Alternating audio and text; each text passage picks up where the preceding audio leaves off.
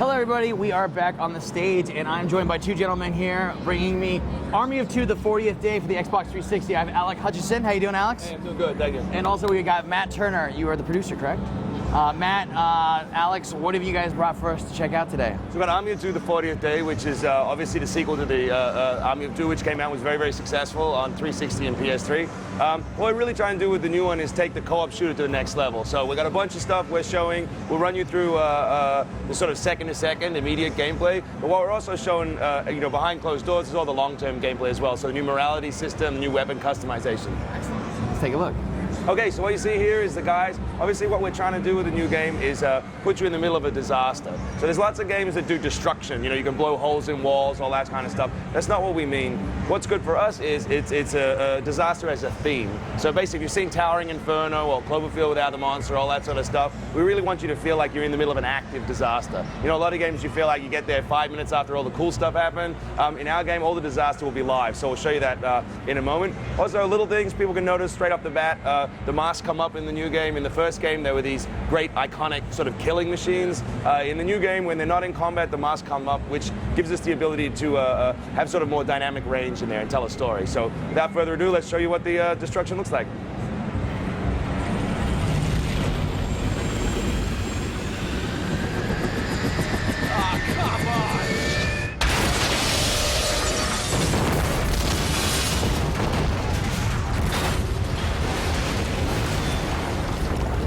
The other big concept of the game is obviously co-op, and what we're trying to do with that is focus on organic co-op. What that means is you can see here if the guy slides into cover, he automatically throws his shoulder into it. If you stand next to a doorway, you'll automatically take cover. So we're really trying to get that as organic and automatic as possible, so we don't have a button-based cover system. But what it means is no matter how average a player you are, you'll always look awesome in the game, which is good fun. Also, all the co-op moves you can perform in the game, you can perform at any time.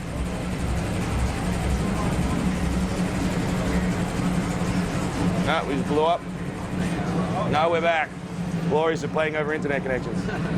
So any move you perform in the game, you can perform at any time. And the idea is that opens up strategies for the other player. So, for instance, we'll show you a new move in a minute, mock surrender, some other different moves, which allow the player you're playing with to do different things.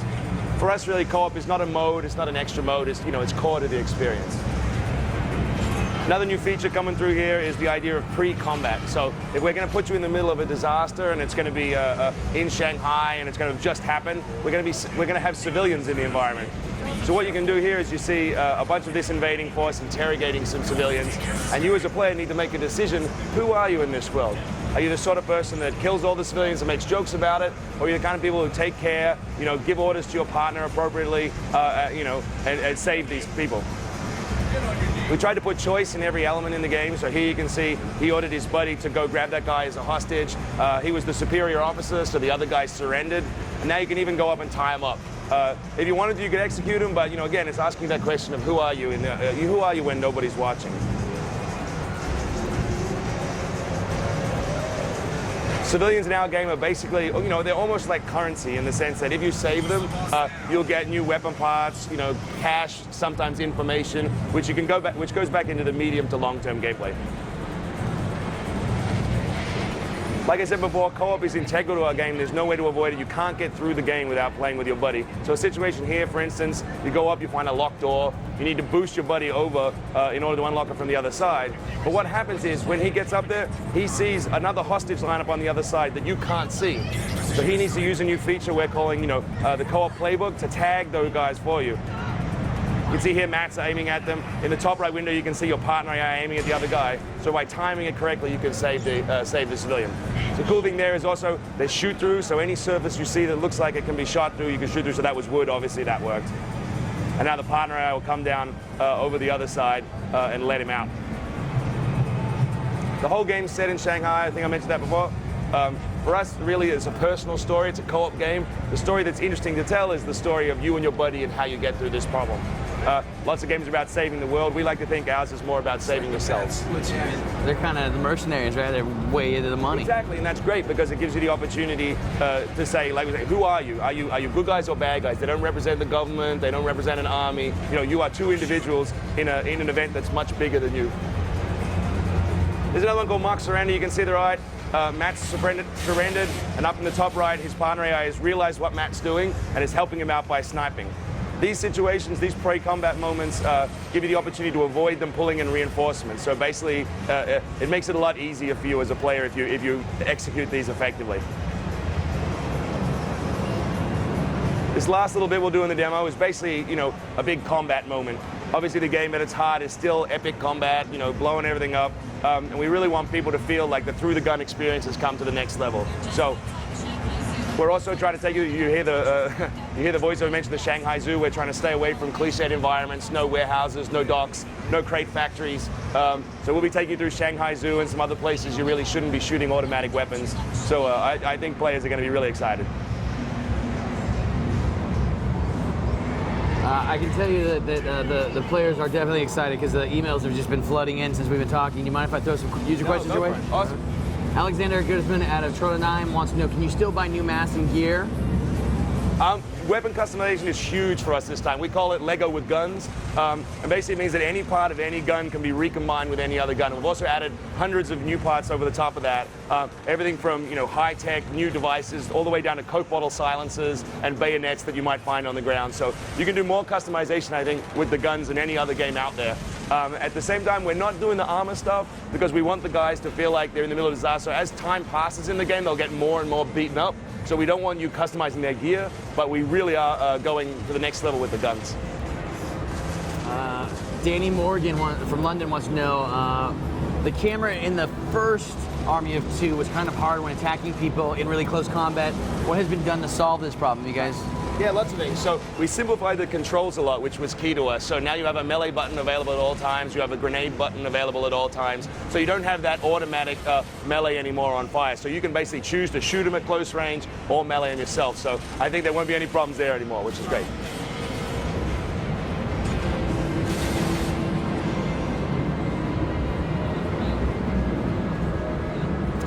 Leon Lim out of Malaysia wants to know, will there be vehicles like in the first game? We decided early on that we really wanted to focus on making the gunplay and the characters as powerful as possible and put all of our energy there. So we're not actually going to have any vehicles in the new game.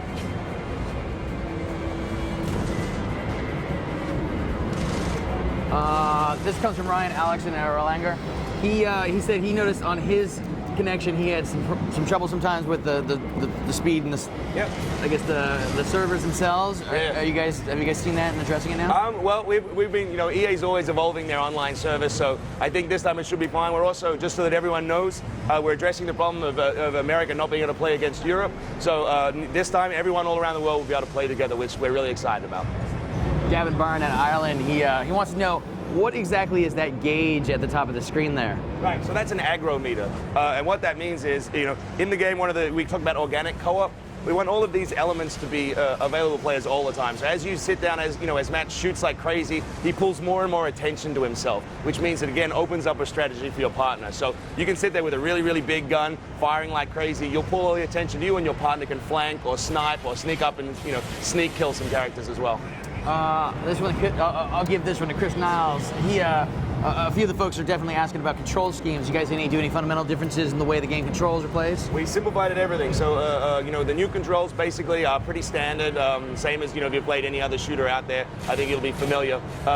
Nothing's more than one button press away. So as I mentioned before, grenades on one button, melee's on one button. So I think the controls are super simple and super clean. I'm really happy. One thing worth mentioning, actually, is that because it's an automatic cover system, if you've ever played a cover game where you get sucked into cover, all the time. Yeah, we've solved that problem in our game, at least, by if you hold down A and you move to sprint, you'll automatically vault objects or run through objects. But if you release close to cover, you'll automatically slide in. So we feel it's very fluid and very simple. Nice. Matthew Skingle out of the UK wants to know, will the guitar taunt still be in the game? Which one, the guitar? The guitar taunt. So I'm a big fan of that. I am too. Yeah, no, I think it's a fantastic mechanic. So we've invested, in fact, more in that, and so we want it to be a storytelling device for players. The core concept of the game is about one guy playing with his best friend. So we really want you to be able to express yourself. So we've added the ability to do more negative taunts and more positive taunts. We've got a few other features that we're not mentioning just yet in terms of being able to goof around with your buddy.